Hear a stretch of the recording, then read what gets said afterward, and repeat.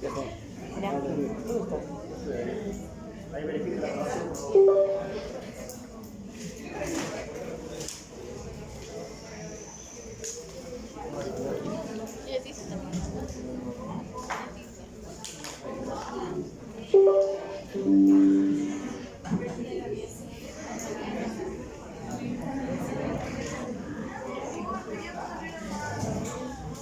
Hoy más que nunca van a necesitar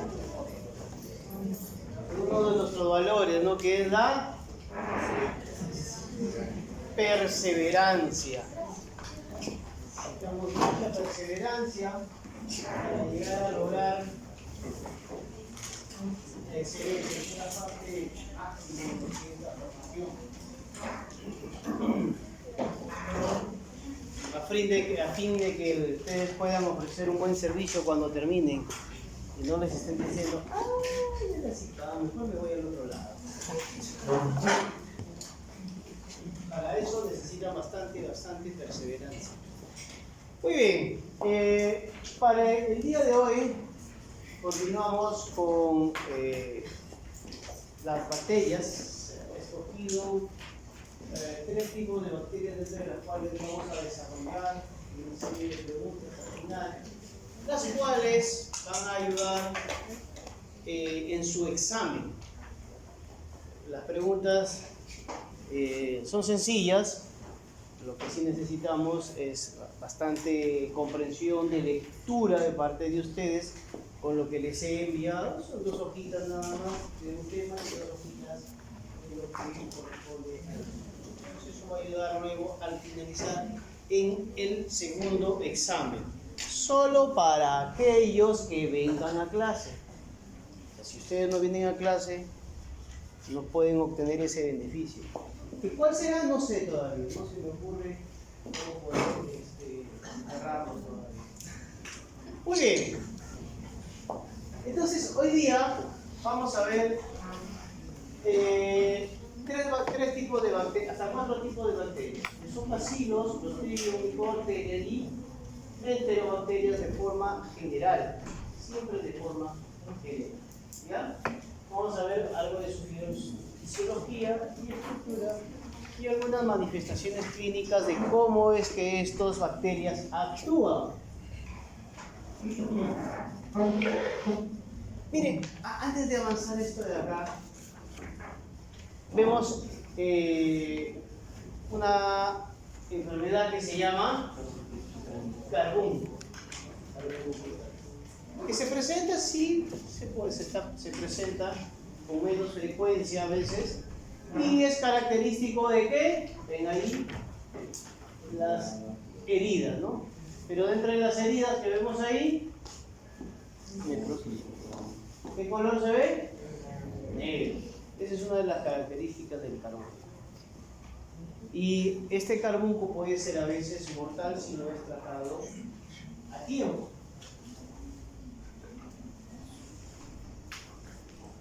Tenemos el carbúnculo cutáneo, carbúnculo pulmonar y carbúnculo digestivo. Carbúnculo digestivo. Vamos a ir explicando algunas cositas de esto.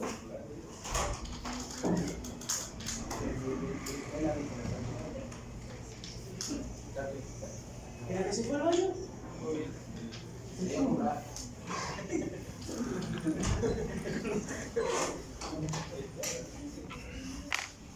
Bueno,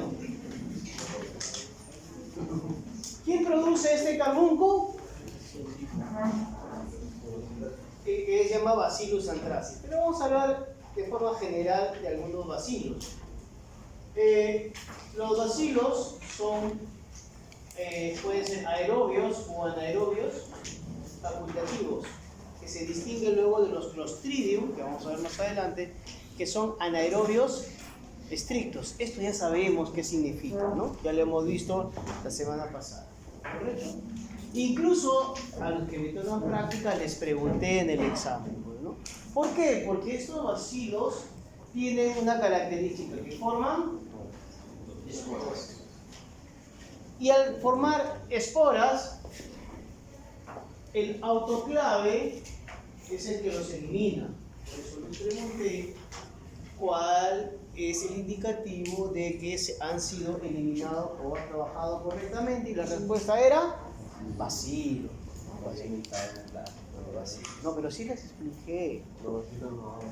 No, bacilo no les expliqué, pero sí les expliqué. Lo que pasa es que cuando yo explico, ustedes están. No, pero si sabes que los bacilos tienen esporas. Y además eso lo saben de biología general. Bueno, sigamos. Entonces, estos bacilos forman esporas. También forman cadenas. ¿Y qué características tienen esos bacilos? Alargadas. Alargadas como salchichas. Aquí, en algunos casos, estos bacilos presentan extremos redondeados, como los que se ven acá, y en otros casos, extremos cuadrados, como los que se ven. Y eso es muy importante para el diagnóstico, ¿no? ¿Por qué? Porque muchas veces se hace un gramo. No me detengo en hablar que es un gramo, porque usted sabe. Tomada de una muestra clínica, se observa en el caso de algunos extremos redondeados y en otros extremos cuadrados. Pero ¿dónde se encuentran estos bacilos? La mayoría se encuentra en la tierra, agua y aire. ¿Y por qué, profesor, ahí? Si ahí no hay nada. No podemos encontrar la bacteria, pero podemos encontrar la espora.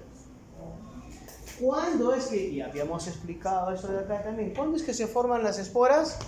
Cuando se elimina, cuando están a punto de claro, cuando ya no puede sobrevivir, no jala para más, se retira del curso, ¿no? En este caso no. Y la espora está en la tierra y puede sobrevivir mucho tiempo. Y ahí la peligrosidad de esta bacteria.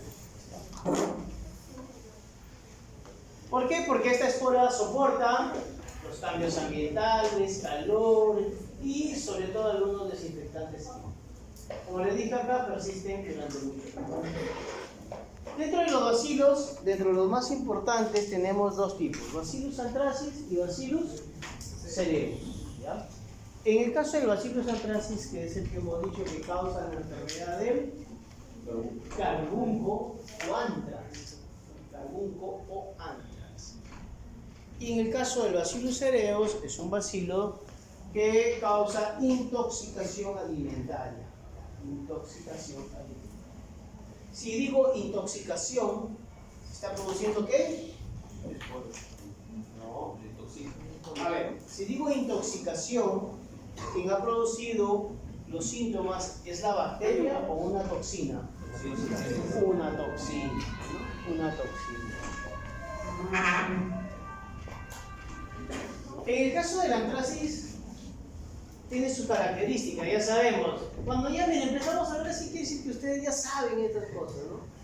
Para identificarla en laboratorio se ha utilizado agar sangre. Y una diferencia en el agar sangre, este anthracis es no hemolítico, o sea, es gamma hemolítico, no produce una hemólisis. En cambio, Bacillus cereus es beta hemolítico. Entonces, en laboratorio puedo distinguirlas de esta forma. Otra característica es que anthracis en laboratorio se observa que es inmóvil, no se mueve. En cambio, cereus sí se mueve. Y aquí otra cosa, en muestra clínica, estas bacterias podrán formar esporas. ¿Cuándo es que se forma una espora? ¿Hemos dicho? Entonces, en una muestra in vivo, ¿podrá formar esporas? No, porque se mantiene. ¿Sí o no? No, porque se mantiene. ¿Sí? ¿Por qué? No, ¿por qué? Se puede formar esporas. ¿Por qué? No, estoy diciendo in vivo. O sea, en el paciente. ¿Puedo encontrar esporas en el paciente? Sí, ¿por qué? No, ¿por qué? No, porque no están siendo atacadas. No, porque no están siendo atacadas. A ver, volvamos al concepto inicial de por qué se forma una espora. ¿Por qué se forma una espora? Porque está a punto de morirse. En un paciente, ¿esa bacteria estará a punto de morirse? Entonces, ¿formará esporas? Muy bien. Así son las preguntas. Y se han equivocado ahorita. Claro, pero si se lo están comiendo al paciente, tienen todo el alimento. ¿Cómo va a formar esporas? ¿Necesita formar esporas? No necesita formar. O sea, in vivo no forman esporas. No forman. Muy bien. Bueno, en cuanto a la espora, para Anthracis es central y para Celebus es casi paracentral y en algunos casos central.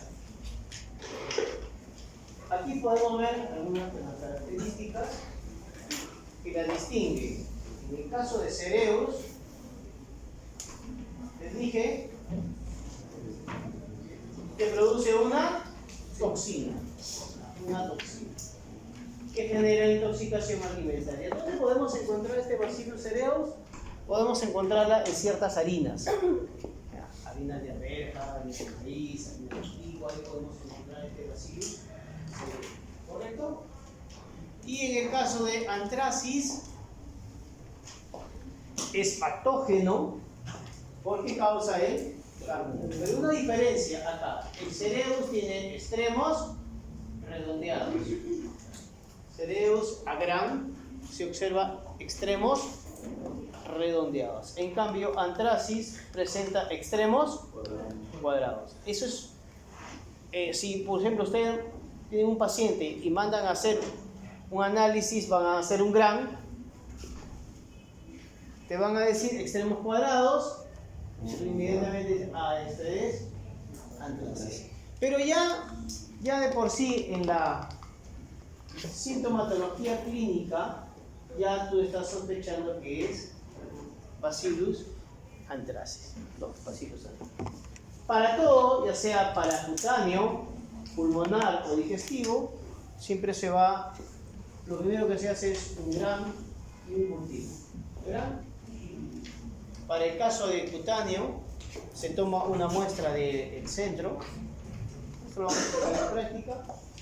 Para el pulmonar, se toma una muestra de la pleura, ¿no? Y en el caso de digestivo, de las heces o de la parte orofaringe superior.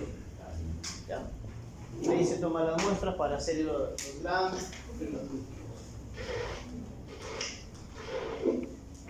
Entonces habíamos dicho que hay tres tipos: cutáneo, digestivo. El cutáneo es el más frecuente y se da siempre en personas que se dedican al cultivo, a la crianza de ganado.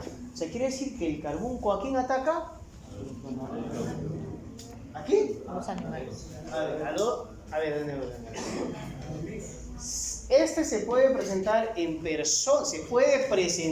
personas que se dedican a la crianza de ganado. Entonces, esta bacteria, ¿a quién afecta? Al ganado. No al ganado que ustedes piensan, no al ganado. Puede ser vacuno, caprino, ovino, equino, ahí se puede presentar. Incluso a veces se ha encontrado esporas de Bacillus anthracis en pieles secas del ganado. Ahí se han encontrado las esporas. Estas entran en contacto con alguna herida de la piel y empiezan a desarrollarse. ¿Correcto? Y estas van a producir luego unas toxinas que vamos a estudiar un poco más adelante y las que vamos a desarrollar. Solo las voy a tocar de pasadita porque ustedes las van a desarrollar. En el caso del digestivo es poco frecuente en el ser humano, salvo que comas comida contaminada, o sea, comida con esporas. O sea, ¿alguien aquí se ha dedicado a la crianza de ganado alguna vez? ¿O tiene familiares que se quieren ganado? Pero en general, si un animal de la noche a la mañana lo encuentran muerto, ¿se lo comen? No se lo comen. ¿Por qué? Porque murió por fe. No se sabe de qué puede haber muerto. Entonces es preferible no comer. Y había tocado que una vez el animal, la vaca, se asustó, se golpeó y se murió. ¿No? ¿Sabes? Son 400 kilos de carne. Llegó mi tío, la hizo de matarife en ese momento, lo desangró, porque tiene que desangrarse. Y bueno, tuvimos parrilla, comimos carne como 3 semanas, pura carne. Claro, tiene que haber una buena sangría. O sea, hay un corte para que haya una buena sangría. Bueno, son otras cosas. Pero la cosa es que estuvo rico. Pero fue una pena porque mi abuela, de esa vaca, sacaba leche. Y hasta conseguir otra vaquita para que nos den leche.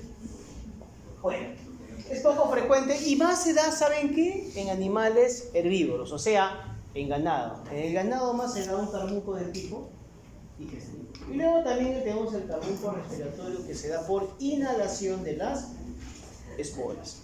Esto se hizo más frecuente con un ataque de bioterrorismo que empezó allá por el año de 2001. ¿Estaban vivos ustedes?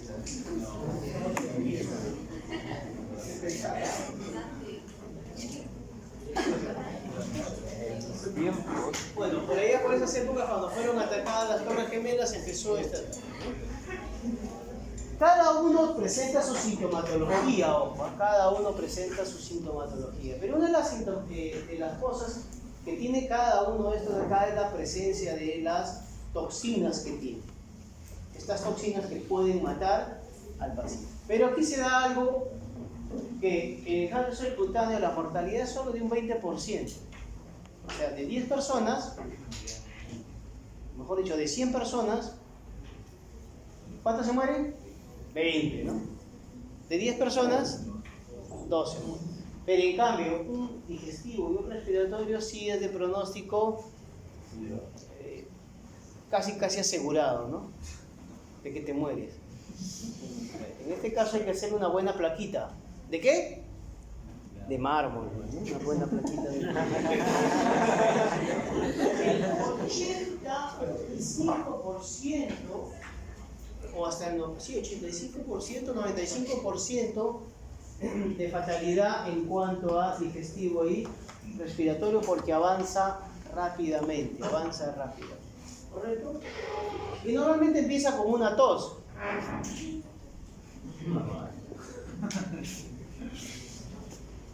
Bien, ¿qué es lo que lo hace mortal? Y esto lo vamos a desarrollar, bueno, lo van a desarrollar ustedes, es que ¿qué lo hace virulento a esta bacteria? Dime.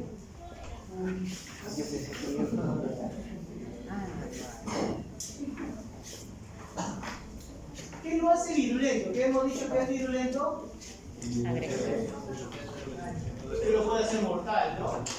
Lo hace mortal esto de acá. ¿Me produce? Toxina. Además, en algunos casos presenta. Déjala ahí. ¿Presenta? Cápsula. Y si presenta cápsula, ¿qué evita? Pero ¿quién presenta cápsula? Solo las cepas. ¿Qué dice ahí?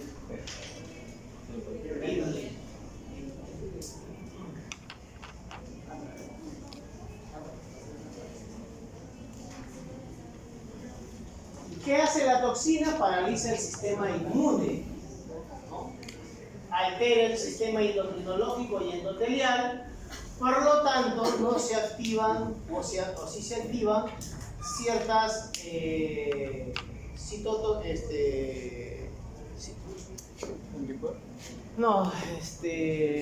citoquinas que causan la muerte celular. O sea, la presencia de esta toxina altera todo. ¿Altera qué? El sistema inmunológico, segregando ciertas citoquinas que pueden causar la muerte celular. Al causar la muerte celular se produce una necrosis. Y si se produce una necrosis puede darte la muerte. Ya eso lo van a leer más adelante. Pero, ¿cuáles son las toxinas que tiene? Tiene 3 toxinas. Una que se llama antígeno protector, factor edema y factor letal. Estas, cuando están separadas, no pasa nada, ¿no? Pero cuando estas se combinan, ahí sí tienen efectos nocivos, ¿no?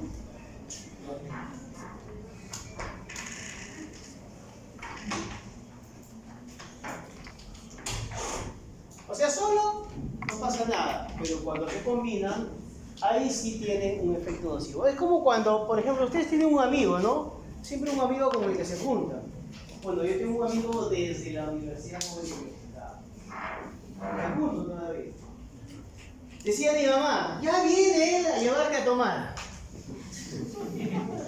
Y cuando yo me iba a su casa, su mamá decía, ya viene el Arturo a llevarte a tomar. O sea, separados, éramos juntos, éramos dos amigos. Eso mismo funciona acá, o sea, separados no pasa nada. Pero cuando se arrejuntan, dijo el paisano, ahí es el problema. ¿Cómo funciona eso? ¿No?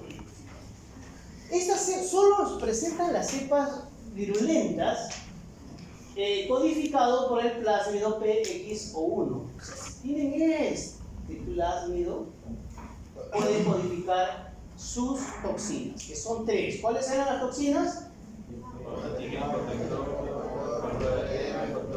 Muy bien. Cada una de estas, cuando se combina, ¿cuál es el principal? ¿Cuál es el que más fastidia? El antígeno. Porque el antígeno protector, cuando se junta con el factor edema, forma la toxina edema. Y cuando se junta con el factor letal, forma la toxina letal. O sea, el nombre es lo mismo. Antígeno protector más factor edema, toxina edema. Antígeno protector más factor letal, toxina. O sea, cuando se juntan, ¿quién es el factor común? El antígeno. El antígeno protector más factor edema, toxina edema. Antígeno protector más toxina letal, perdón, más factor letal, toxina letal. ¿Ya? Y esta toxina letal o mortal es el principal factor de virulencia porque es lo que hace que las células se muevan. Aquí está. Le he agregado esto de acá, pero que está en la lectura que ustedes van a ver. ¿Cómo funciona esto de acá? La bacteria segrega esta toxina, ¿no? O sea, yo bacteria voy a segregar en el organismo 2 toxinas, o 3 toxinas. ¿Cuáles son esas 3 toxinas? Esas son las 3 toxinas. ¿Qué es lo que va a pasar primero? El antígeno protector con un receptor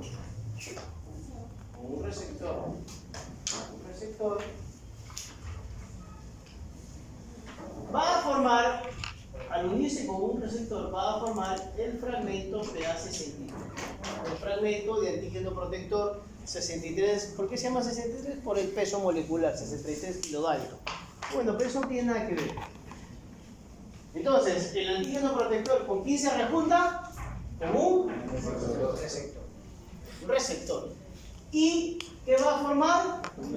Fragmento de antígeno protector 63. Este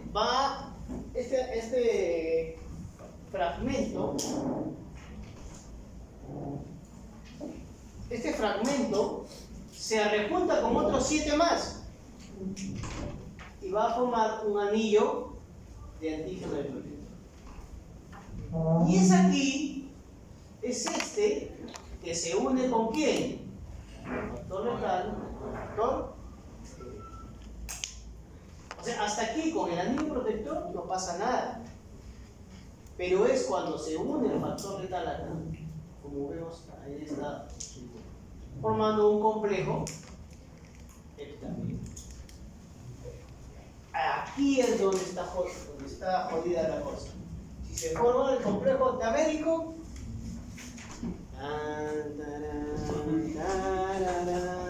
o sea que pueden morir, las células se van a morir. Siguen dos rutas. Si es el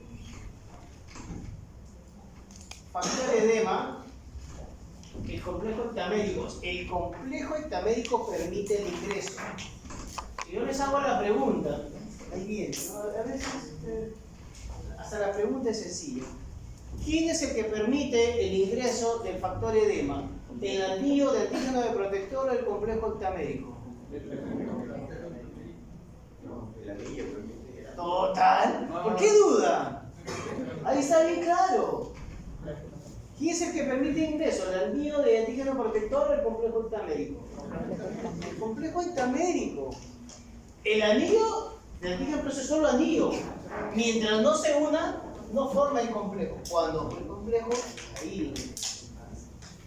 Pero bueno, una vez que ingresa, se libera de este complejo intramédico y este antígeno, este factor edema, ¿no?, dependiente de la calmodulina, se une con la calmodulina, ¿no?, y altera la formación de aminosin monofosfatos, ¿no? O sea, altera el ciclo de la formación de AMP cíclicos.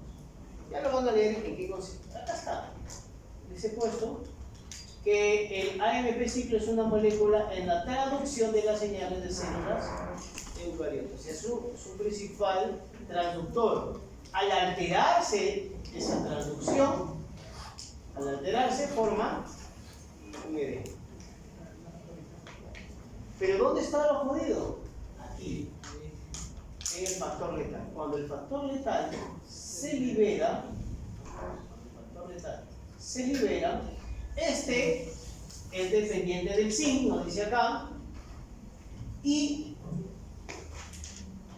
altera ¿a quién? A una quinasa. ¿Cuál es esta quinasa? Esta quinasa. ¿Cómo se llama esta quinasa? Aquí puesto. Proteína activadora de por mitógenos. ¿Qué es la proteína activadora de mitógenos? Lo van a leer. ¿Ya? Ahí van a leer. Y ahí van a entender un poco cómo se da esto. ¿Por qué? Porque al alterar esta quinasa, al destruirla, va a producir la liberación de ciertas citoquinas. Al producirse estas citoquinas, van a ocasionar la muerte de la célula, como lo vemos acá. Miren, la toxina letal, causa una condición hiperinflamatoria, ¿dónde? O sea, profesor, quiere decir que la bacteria que empieza, o sea, aquí está, miren, vamos empezando acá.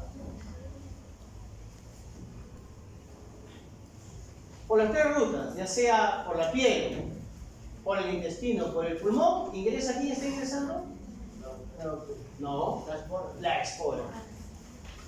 Esta espora es reconocida por quién? Por el macrófago. Porque ha sido marcada. En el interior del macrófago, estas bacterias o esta espora no es destruida. En cambio, en el interior, la bacilo empieza a desarrollarse. Una vez desarrollado, ¿qué va a producir? Las toxinas. Y la toxina letal, es esta de acá, la toxina letal, ¿qué afecta?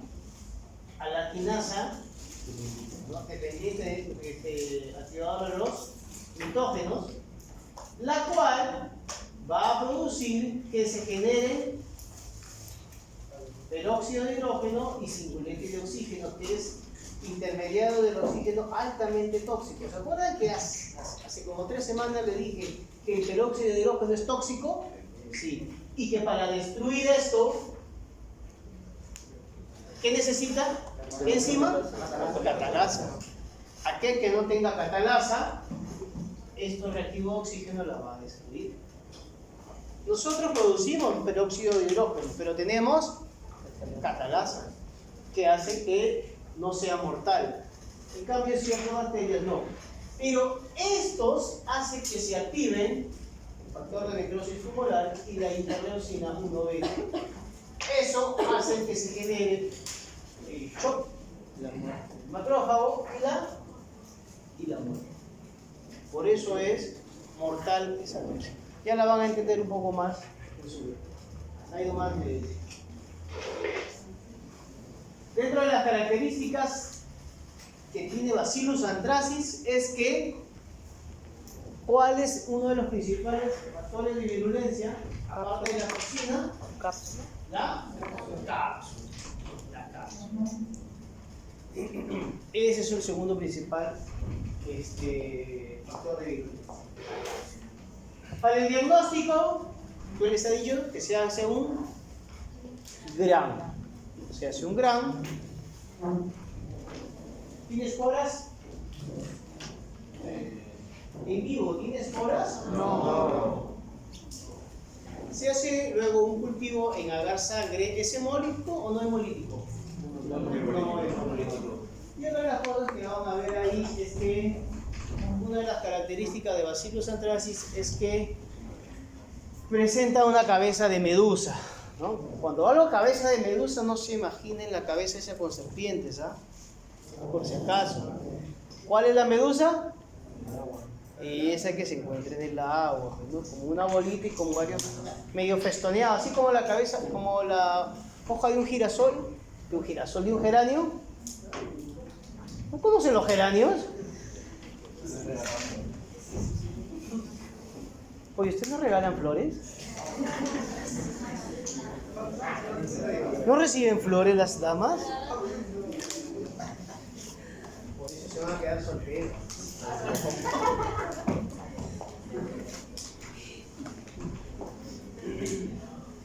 Qué raro, yo a mi esposa le regalo todas las semanas flores.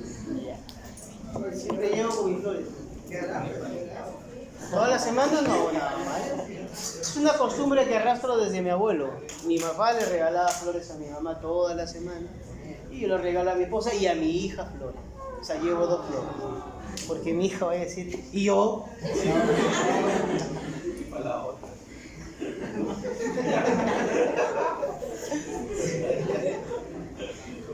Mi hijo me reclama, pero no le puedo regalar flores. Bueno, le regalo un girasol nada más. Girasol para ti también.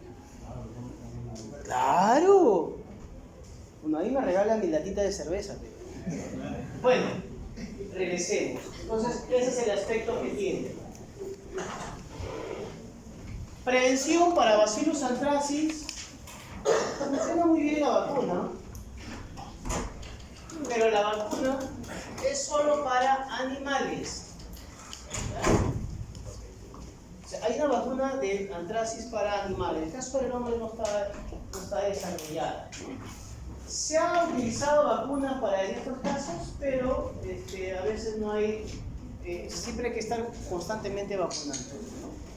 Pero eso sí, ¿qué se puede hacer para el uso de, o sea, guantes y todo lo demás que puedas necesitar? ¿Ya? Entonces, para Bacillus anthracis, 3 tipos: daño, ¿cuáles son los más mortales? En el caso del factor de toxina letal, ¿cuáles son las citoquinas que se producen y que causan la muerte? Factor de necrosis humoral y interleucina 1B.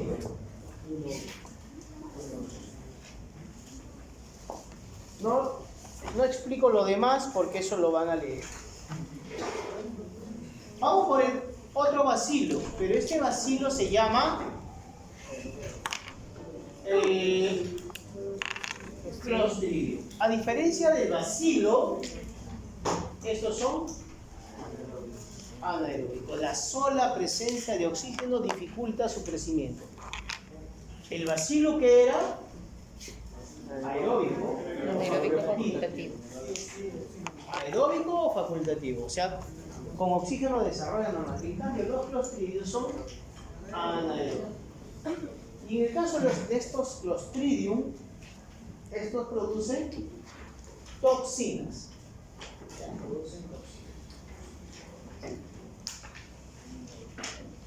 Y las 4 principales tenemos Clostridium tetani, que produce tétano, botulismo, Clostridium botulinum, gangrena gaseosa, Clostridium perfringens, y colitis pseudomembranosa, Clostridium difícil.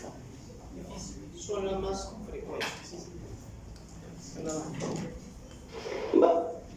Y tenemos este paciente.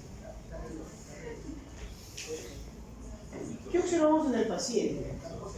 Está poseído. ¿Pero por qué está poseído? Por la clostritis. Por la bacteria.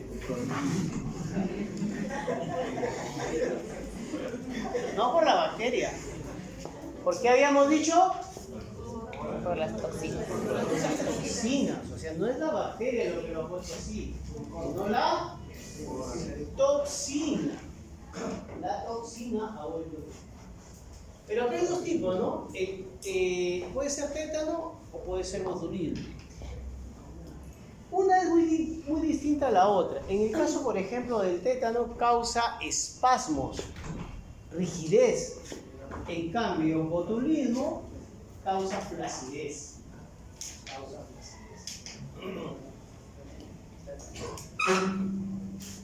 De ahí que la toxina del Clostridium botulismo es utilizada como cosmético en ese cosmético llamado Botox. ¿Por qué? Porque como causa flacidez, ya no te arrugas. Te echan ahí y ya no se forman las patitas de gallo, el entrecejo y todo eso. Entonces se queda planchadito, ¿no? Entonces cuando te ríes te quedas así. Cuando lloras, así. O sea, no sabes si llora, si está triste, si está alegre, siempre va a tener el mismo, porque causa una parálisis ahí, pues, ¿no? Una flacidez, una parálisis.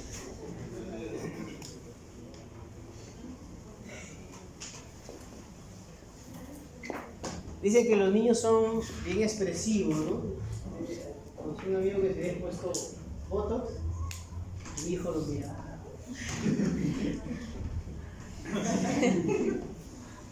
Papá, ¿por qué no se mueve ese señor? Cállate, me decía. No se mueve, yo me decía, papá, no se mueve.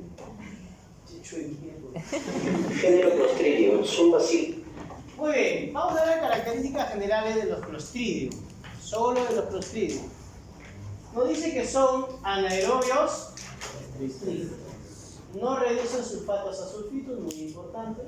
Móviles, a diferencia del Bacillus anthracis, que era inmóvil, ¿no?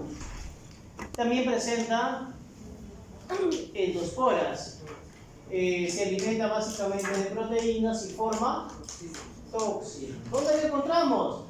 En la tierra, aguas residuales, intestinos de animales, donde vive como saprófitos. ¿Qué significa saprófito? ¿Qué significa saprófito? Que se alimenta de organismos vivos. Claro, pero sin causarle daño. Muy bien, eso es en cuanto a Clostridium. Básicamente la principal diferencia es esto de acá, ¿no? Anaerobios estrictos. ¿Por qué? Porque en el caso no podemos decir que sean inmóviles, pero móviles porque Cereus es móvil, ¿no? Cereus es móvil. Presentan esporas, ambas presentan esporas. Solo hay sutiles diferencias entre algunas bacterias. Género Clostridium. Miren, y aquí viene, ¿no? ¿Cuál de estas cuatro no se mueve? ¿O es inmóvil? Todas presentan hemólisis, menos difícil. Todas tienen beta hemólisis. ¿Y quiénes no son invasivas? ¿O quién es invasiva? ¿Qué significa invasiva? Que puede invadir los tejidos. O sea, la bacteria puede llegar a los tejidos. La única es perflige, las demás es a través de toxinas. ¿Y cuáles son esas toxinas? Dentro de los Clostridium vamos. Acá están las toxinas.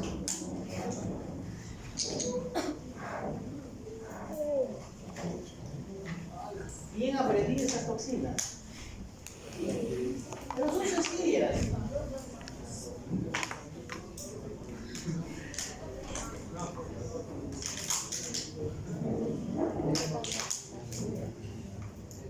Para tetani, la toxina es la tetanoplasmina. Para botulismo, facilito, ¿no? ¿Qué causa la tetanoplasmina? ¿Qué causa la toxina botulínica. Miren muchachos, a ver, yo a veces, yo les pregunté a los del aula B, ¿qué esperan en las preguntas? Y cuando les dije, ¿ustedes esperan que les pregunte bacillus anthracis es gran positivo, es inmóvil? Ustedes esperan esas preguntas, ¿no? Yo no, pues. Son las mismas preguntas, pero yo les agrego un contexto. El contexto es el médico. Y al agregarle el contexto, ustedes se confunden. No pueden confundirse dentro del contexto. Es como, no sé si a ustedes les tocó esa pregunta, pero yo les dije, ¿no? O les pregunté, si contrae dengue, algo así, si contrae dengue, ¿cuál es la inmunoglobulina que puede encontrar más tiempo? O sea, pues solo porque le agregué dengue, no podía responder que era la G, porque la G es la que permanece más tiempo. Será la respuesta, simplemente porque le agregué dengue, así lo hubiera agregado VIH, igualito iba a ser. No, la gente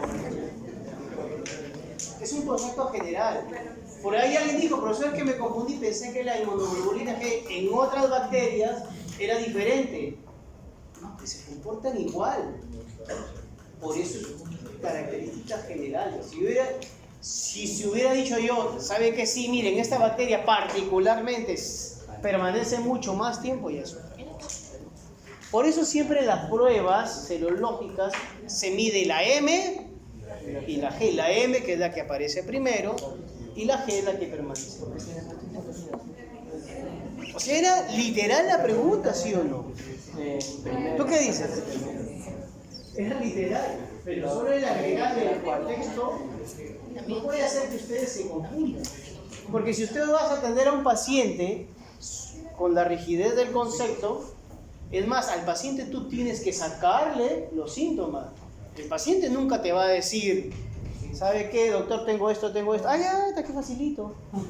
No, tú tienes que sacarle al paciente por cucharadas los síntomas. ¿Y cómo tú sabes los síntomas? Porque ya lo sabes, ya lo has ido estudiando. A ver, este paciente más o menos me está diciendo las características, mi cerebro inmediatamente lo aísla. Ya puede ser esta enfermedad. Y yo le voy diciendo, tiene esto, o sea, de manual.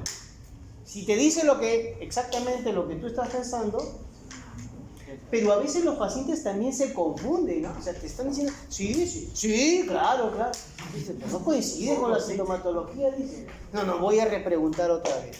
Siempre esas cosas ven. Y ahí las preguntas. Es más, ya me desanimaron en preguntarle, sacar pregunta del examen del ENAM. Obviamente relacionadas a nuestro tema.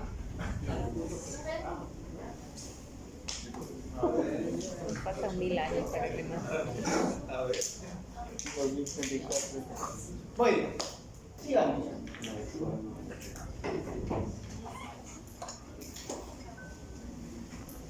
Luego acá, miren, el ciclo pasado también hay que ver muy bien. No se pongan nerviosos, yo digo por qué se ponen nerviosos.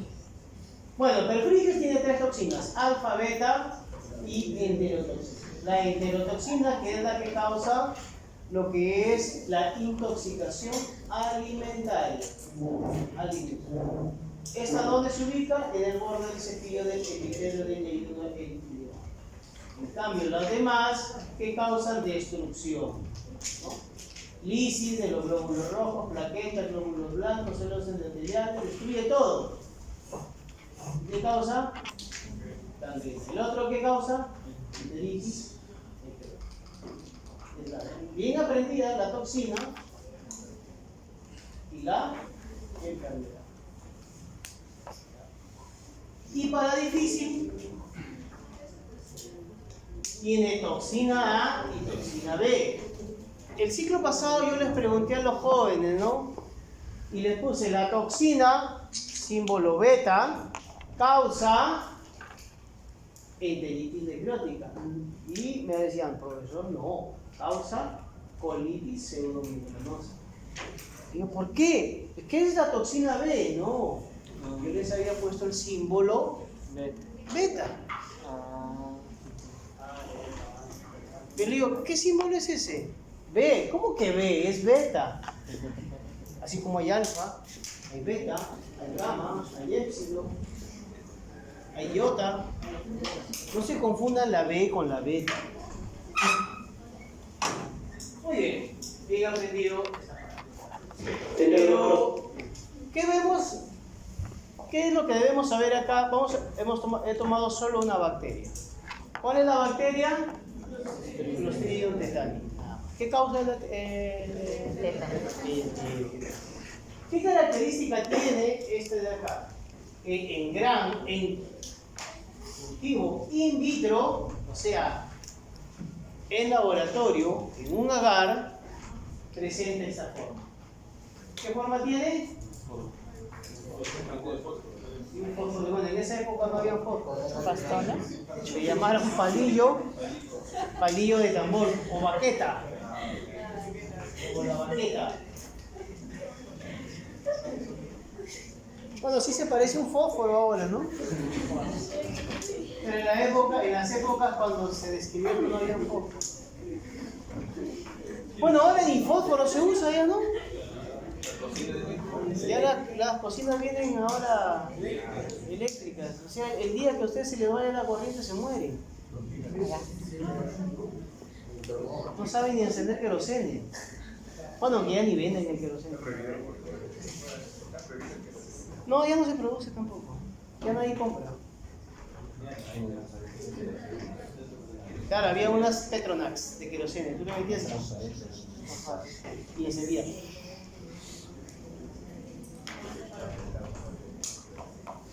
Tenías tu cocina querosene también. Ponías al costado, lo volteabas, comprabas tu mecha y encendías. Salía a querosene toda tu comida. No sabía nada.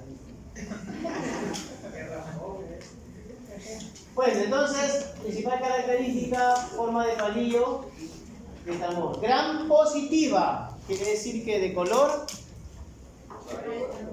¿Cómo va a ser gram positiva de color rosado? ¿Azul? Son proteolíticas, quiere decir que consumen bastante proteína, ¿no? Por lo que no pueden fermentar los carbohidratos. ¿Cuál es la toxina? La tetanoplasmina. Esta tetanoplasmina se une a los receptores de las células de las membranas presinápticas de las neuronas motoras. Se une irreversiblemente. O sea, yo tengo una neurona que es motora, que causa la acción de contracción y relajación. Esa es la acción, contracción, relajación. ¿Quién hace que se produzca esta acción? Los neurotransmisores. Llegan los neurotransmisores, se produce la relajación o la contracción. ¿Qué es lo que hace esta toxina? Donde se unen los neurotransmisores, ahí se juntan. Supongamos que estos sean los receptores, donde se unen los neurotransmisores. Entonces, ¿qué hace? Lo bloquea. Entonces, cuando viene el neurotransmisor, ¿se puede unir? Ya no. ¿Quién está ahí? Es como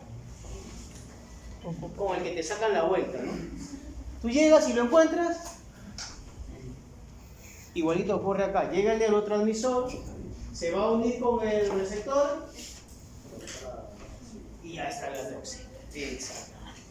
Y esa unión es irreversible. O sea, si se llega la toxina, frito pescado. ¿Te puedes curar? Si vives. Si soportas, más o menos 3 semanas. Vamos a ver. Hay otra toxina que es la tetanolicina, pero es una lábil, la que es también termolábil, y que es la neurotoxina, es la tetanopatía. Otra cosa acá. Si este Clostridium tetani tiene el gen que codifica esta toxina, no la puede pasar a otras. O sea, no es conjugativo. O sea, no es que este gen que hace que produzca la toxina no se puede transferir hacia otras bacterias, por si acaso. ¿Ya? Si yo, bacteria, yo Clostridium tetani, tengo dentro de mi ADN el gen que hace que pueda producir esta toxina, no la puedo pasar a otro. Eso se llama es no conjugativo. Si yo pudiera pasarla a otro, es conjugativo. Es conjugativo. En este caso, acá. Y aquí está la explicación de esto. Este es lo normal. Tienen la neurona, vienen acá en estos redonditos, se llaman vesículas. ¿Qué hay dentro de las vesículas? Los neurotransmisores. Viene la vesícula, en el interior están los neurotransmisores, pero esta vesícula tiene un receptor que se llama sinaptobrevino. Sinaptobrevino. ¿Correcto? Y la neurona tiene otros receptores que se llaman sintaxina y sinaptofisina. Aquí es donde la vesícula se une, como una llave. Se une. Al unirse, la vesícula se fusiona y libera los neurotransmisores. Eso es lo normal. Entonces se produce la relajación muscular. ¿Correcto? ¿Cómo se llama el receptor de las vesículas? Sinaptobrevino. ¿Cómo se llaman los receptores de la neurona? Sintaxina y sinaptofisina. ¿Correcto? ¿Hasta ahí estamos bien? Se une el neurotransmisor y se fusiona la vesícula liberando los neurotransmisores. Hasta ahí estamos bien, ¿no? Eso es lo normal. ¿Pero qué hace la toxina? Ahí está. ¿Qué ha hecho la toxina? La toxina, ¿a quién destruye acá? Primero acá viene la toxina. Paso 1. Evita la función de la vesícula, ¿no? ¿Sí? ¿A quién destruye? No. Al receptor. La sinaptobrevina de la vesícula. Pero aquí más, o sea, no permite la unión de las vesículas. Al no unirse la vesícula, ¿libera los neurotransmisores? No. Por lo tanto, van a estar en una rigidez y contracción. Por eso, al inicio veíamos esto de acá, ¿no? ¿Qué vimos acá? Porque no hay la relación. Los neurotransmisores no están llegando para que se produzca la relajación. Y aquí produce cierta sintomatología. Por ejemplo, afecta a los músculos maceteros, ¿no? Y produce ese síntoma llamado risa sardónica trismus. Y si es más fuerte, opistótonos. Porque hay una rigidez fuerte. Miren lo que dice acá. Aquí es lo mismo, ¿ven? La tetanoplasmina afecta ¿a quién? A la sinaptobrevina.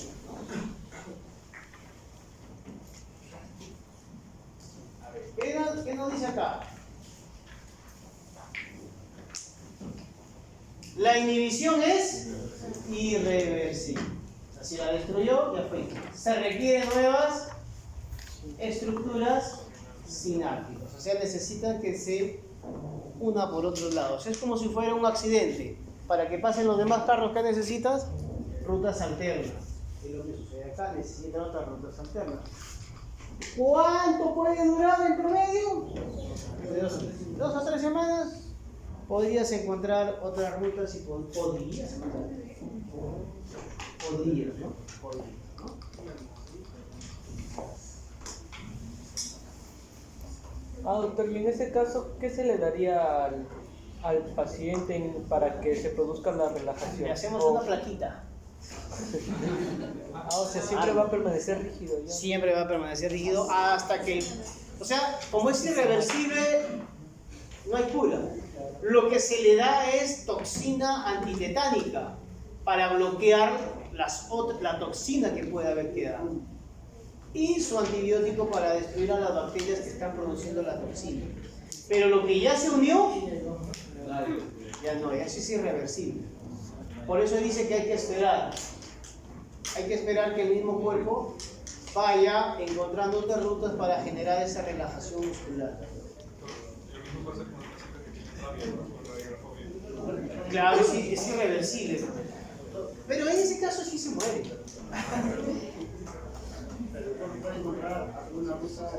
Claro, el cuerpo es sabio, ¿no? Como ustedes. En general. El cuerpo va a encontrar otras rutas tratando de curarse. Es como cuando uno tiene algún problema, el cuerpo busca compensarlo de alguna u otra manera. Igualito acá, busca compensarlo. Miren, nos dice acá que la tetanoplasmina inhibe a las proteínas que regulan la liberación de los neurotransmisores, ¿no? ¿Cuáles son esos neurotransmisores? Glicina y ácido gamma aminobutírico. Esos son los neurotransmisores. Esos neurotransmisores que están dentro de la vesícula. ¿Correcto? Muy bien. Ahí está.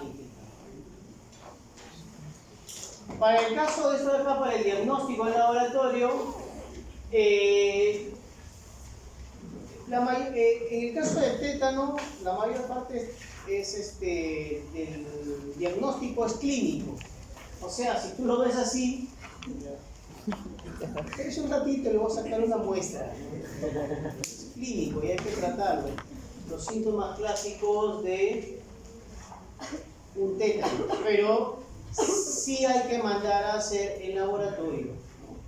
Pero es bien difícil recuperar la bacteria, no se encuentra mucho.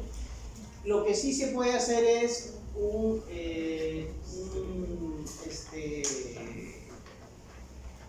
análisis de la toxina. Eso sí se puede realizar. Se puede hacer un cultivo de la bacteria, la producción de la toxina. ¿Por qué? Porque la toxina del mismo organismo, sacarla es imposible. De ahí lo dice, ¿no? En el paciente no se detecta toxina ni los anticuerpos frente a la toxina. Y para que no te dé el tétano, ¿qué se debe hacer? ¿Cada cuánto tiempo se debe vacunar? ¿Un año? Dicen que la vacuna dura 10 años. Pero cada 5 años siempre es bueno vacunarse, ¿no? Porque en el libro de Murray reporta paciente, ¿no? Un paciente que llega con fiebre, rigidez muscular, espasmos. Reporta a él que estuvo limpiando su jardín y se hincó con una espina. Y se murió. ¿Cómo reporta? Puedes tener la mala suerte de que con una sola espina puedas la bacteria que tenía el plásmido, tenía todo, y ocasionó la producción de la toxina y le dio el tétano y falleció. Pero hay otros que los abren de lado a lado y no les da nada, no les da nada. Por eso siempre es bueno. Y el médico, frente a una herida grave, te pregunta: ¿te has vacunado contra el tétano? Y alguno, no, pues tiene semejante tajo, lo han cosido de lado a lado. y no quieren que le pongan una vacuna. Siempre te preguntan, ¿no? O el médico dice, no, ya, métele su vacuna. Estás cortado de... O a veces el corte es chiquitito, ¿no? ¿Hace cuánto se han vacunado contra el tétano? Y se acuerdan, creo que cuando eran niños, ¿no? Siempre hacen campañas así para la vacunación contra el tétano. No hace nada. Muy bien. Y luego tocamos el género psicomaterno, pero lo hacemos después de sus 5 minutos de ir al baño.